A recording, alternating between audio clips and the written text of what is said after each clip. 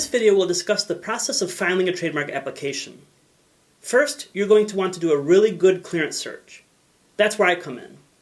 Doing a quick search on the USPTO's Trademark Electronic Search System, or TAF, is a good first step, but it's not enough. The examiners are going to be looking at misspellings, similar phonetic sounds, and for different letter combinations, so a good clearance search will include those searches as well. If your proposed trademark is a logo, there's a whole database of design search codes to assist with the clearance search. A good clearance search also includes looking at social media, using a search engine, looking at state business records, searching the World Intellectual Property Organization database, and checking for existing URLs.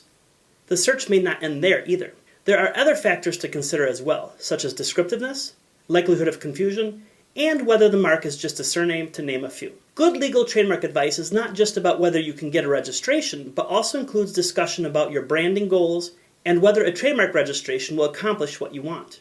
After your attorney discusses these factors with you, and you decide to move forward, the next step would be to file a trademark application using the USPTO's Trademark Electronic Application System, or TEAS. There are several more factors to talk about, such as, have you already used the mark in interstate commerce?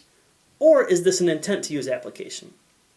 What products or services have you sold, or do you intend to sell using the proposed trademark? If you already use your mark in commerce, you will need to provide what's called a specimen and some other information. Typically, your attorney will email you a form to electronically sign, and your application is filed. Now what? The waiting begins. Currently, we are not seeing an examiner making a decision until 9 to 10 months after filing.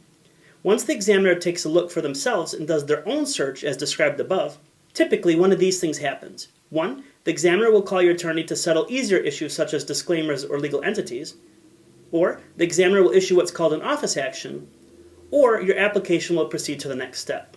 If the examiner issues a non-final office action, you have 3 months to respond. You can ask for additional 3 months for a fee. If the examiner is not satisfied with your response to the office action, they can issue a final refusal, which will give you another opportunity to respond, to potentially amend to the supplemental register, or to appeal. Let's assume the examiner is satisfied with your filing, or you have overcome any office action with your response. Then, you will receive a notice of publication, and your trademark will be published in the official Gazette.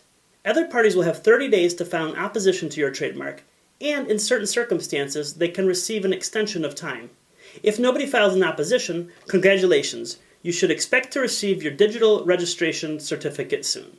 As you can see, obtaining a trademark registration is not an overnight process. You can expect to invest a year or more in the process to get it done correctly. There's never a guarantee that your trademark will obtain a registration, which is why the initial legwork is so important. There are a lot of pitfalls, so good personalized representation is important. Some of the concepts I mentioned in this vlog are described in more detail in other vlogs, so click the I for more information. In the meantime, remember that trademarks are fun.